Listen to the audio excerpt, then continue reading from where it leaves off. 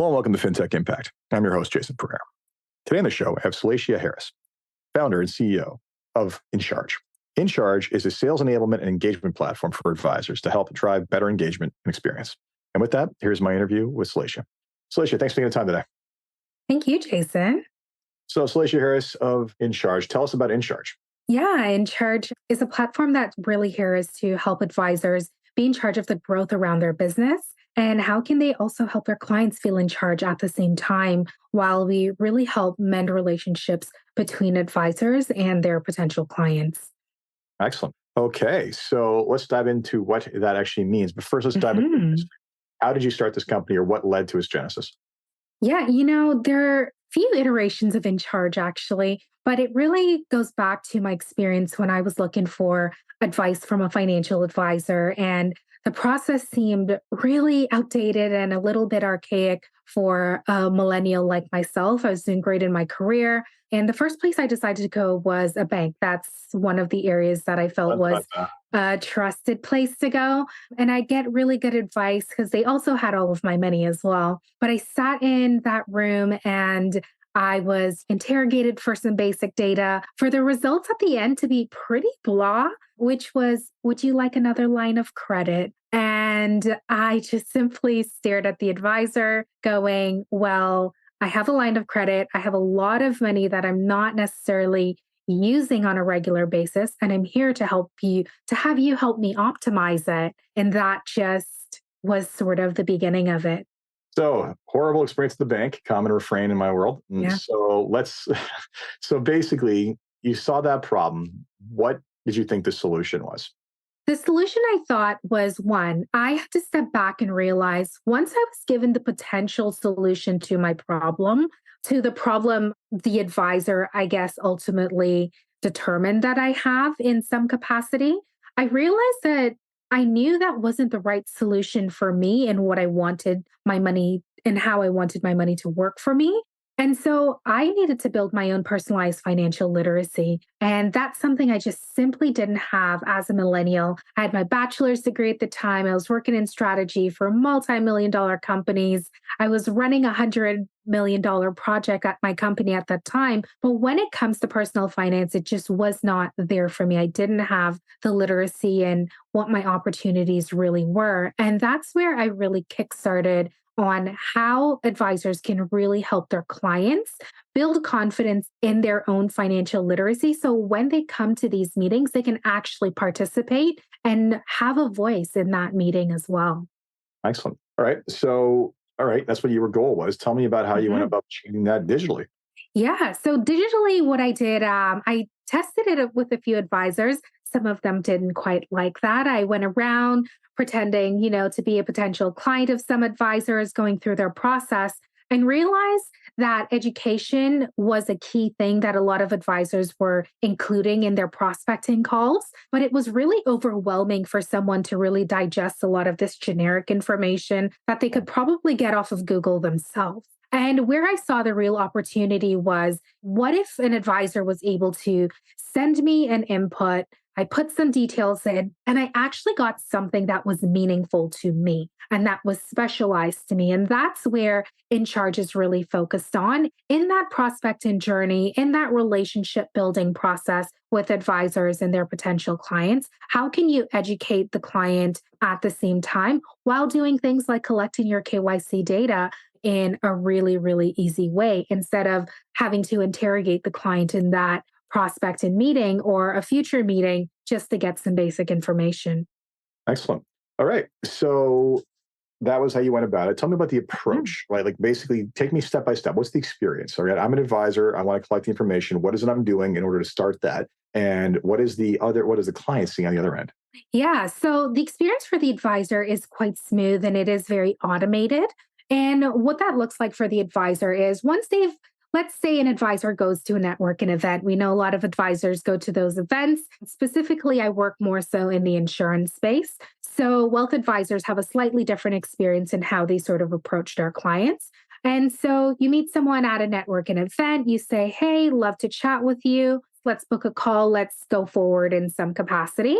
And oftentimes, a lot of advisors promise these things, but they never actually follow up. So, what we allow advisors to do is simply come plug and play that information they've gotten from that potential prospect, put them into our system, and tell us a little bit about them and what their interests might be, where you've met them. And then we actually take that information and we completely personalize it to start developing a personalized campaign for that particular individual. And the goal of that is to get that individual to ultimately book a meeting with that financial advisor. And in the process, we're giving them financial literacy. We're giving them the opportunity to build that personalized financial literacy through other tools and engagement along that personalized campaign. Excellent. Okay. So talk about the various campaigns that you've largely created. Like, how does this look? So, what that really looks like is because it's all automated, we take really key information. The platform is quite intelligent that takes key information from different aspects of the consumer. In the insurance world, there's also something called a market survey that a lot of insurance and life insurance advisors use. And that is actually a key component of our platform as well. So, any agent that is using a market survey, they can use our market survey, or their firms can have their market surveys customized on our platform. And we take more robust information from there and really create an individual journey for every prospect that goes through that market survey. So that actually creates a much deeper, much more personalized customer journey versus the first version of what we sort of talked about. That's a little bit more high level. Okay. Mhm. So, all right. Basically, you've been doing this for a little while now. You got basically created these journeys. What's the end kind of takeaway that you think that what you're trying to create with clients altogether?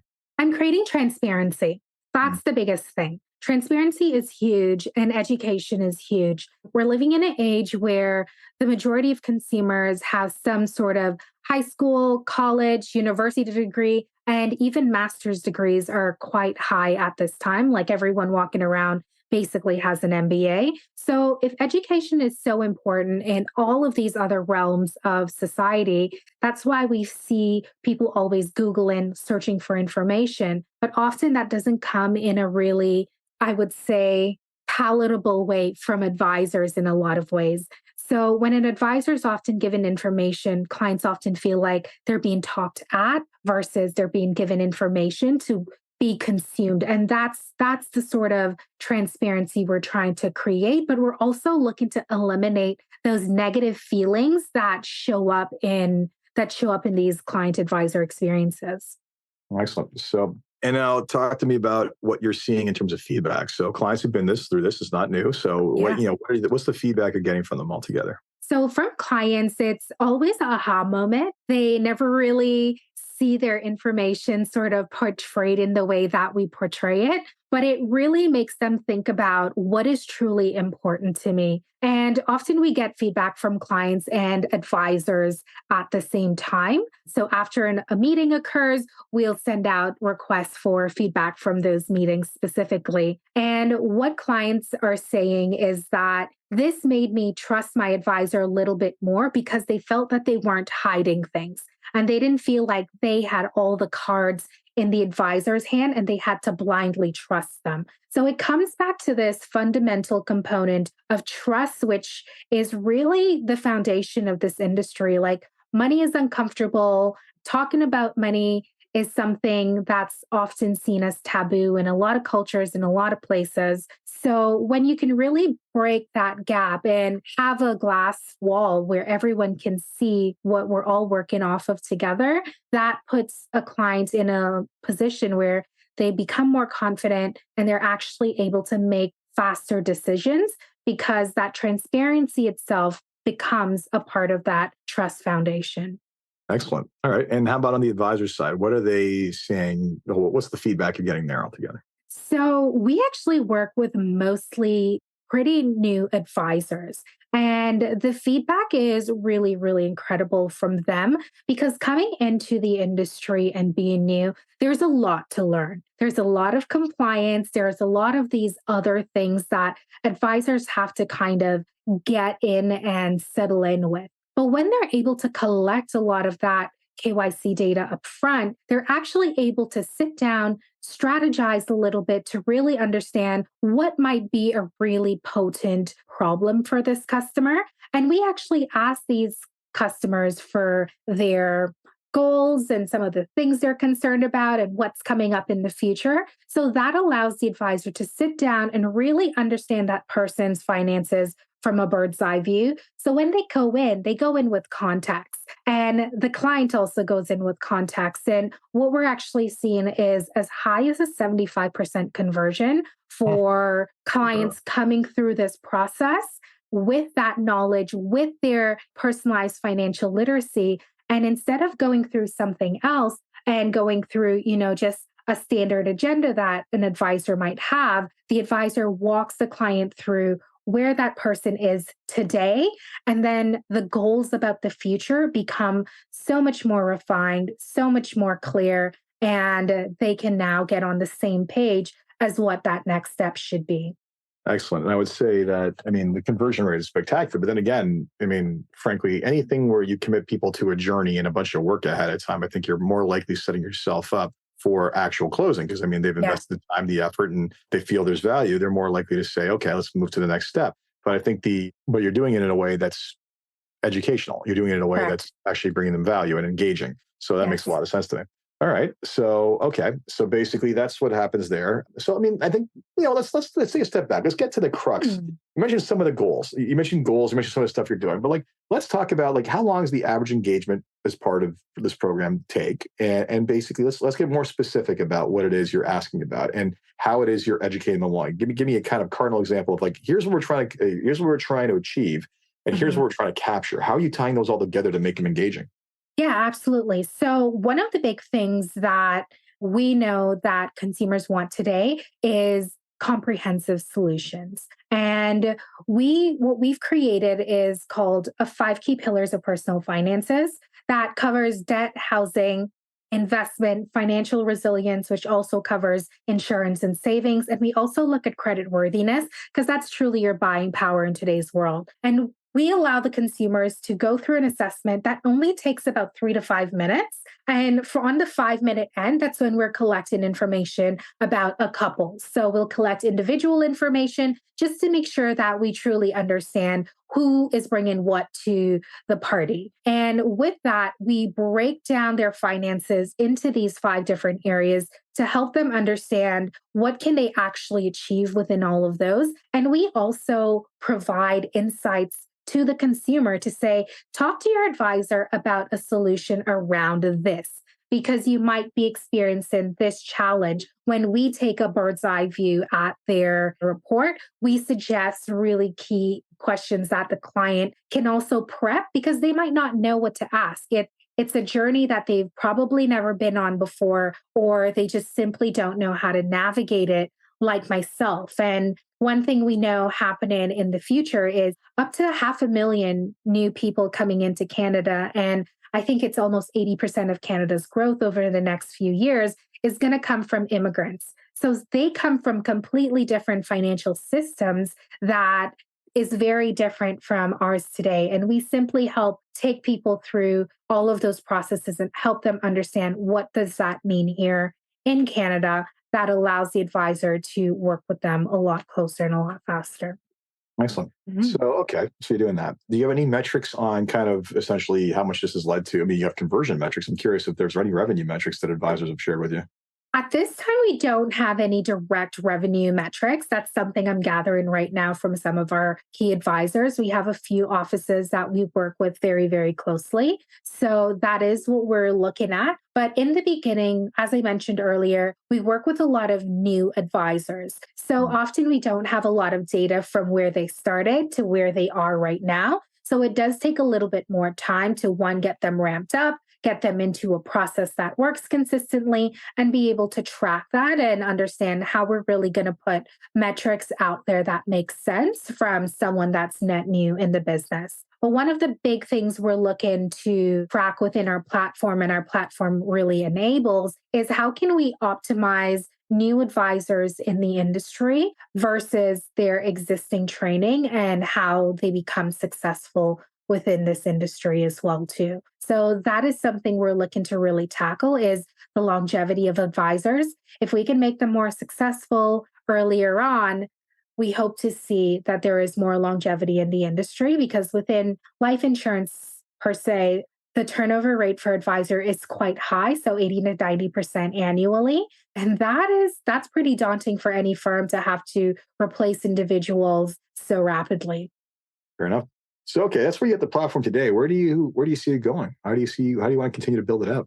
Yeah, I definitely see it evolving into the space of really continuing to be education forward and engagement forward and really diving into how can we as financial services really segment and deliver value to consumers at the right point in time. And that's something we're really working on right now from a segmentation standpoint to helping advisors truly build their business and understand what their business is about, because a lot of them don't tend to have a really strong niche or anything like that. So how can we really help them identify who is the client that truly resonates with you and the solutions that you provide and the type of service that you provide and help them do that. And that's where we're really looking into getting into really deep analytics from a business perspective, but also from a marketing perspective. Makes perfect sense. Mm-hmm. So before we wrap up, there's 3 questions I'd like to ask everybody on a positive note. Yeah. The first one is if you had one wish for something you could change in your company or the industry as a whole, what would it be? I would love to make this industry more accessible to everyone and eliminate the fear around accessing financial advice. Excellent. Well, I'm with you on that. Second question is what's been the biggest challenge in the company to where it is today? I would say change management. The world of financial advice is, really tied heavily to compliance. And often that is a deterrent for change because people don't often understand what these compliance rules are. And so that often impacts their ability to make a move on the needle to make some change within their business. So the willingness to change is quite low, I find, in the industry overall. But we are seeing some movers and shakers that are really looking to propel how we bring digital into the space. We're looking at AI components as well, too. We know that's the future. We know a lot of process and automation is the future as well, too. So how do we help bring that to advisors? But there's a big knowledge gap on what technology can truly do for advisors and how can advisors truly embrace this and build our businesses. Excellent. All right. And the last question I have is what excites you the most about what it is you're working on and keeps you getting up in the morning to fight the good fight? I think the feedback from the advisors and the clients and knowing that the clients feel really empowered. And that's the position I came from when I stepped into this industry is really no empowerment, really no lack of control of my finances or knowledge or being able to be an educated consumer. And that is what wakes me up every day because I hear my friends talk about it. I hear other people talk about it when I do financial literacy workshops and different activities like that. So to see that movement forward with people leveraging our platform, that makes me very, very excited to keep going. Excellent. Shalicia, thank you so much for taking the time today. I greatly appreciate it. Yeah, thanks, Jason. So that was my conversation with Shalicia Harris of In Charge. If you're in the Canadian financial advisor space and you're looking for a better way to engage people at the start of your relationship and hopefully convert more of them, check out In Charge. As always, if you enjoy this podcast, please review on Apple Podcasts, SoundCloud, Spotify, wherever you see your podcast. And until next time, take care.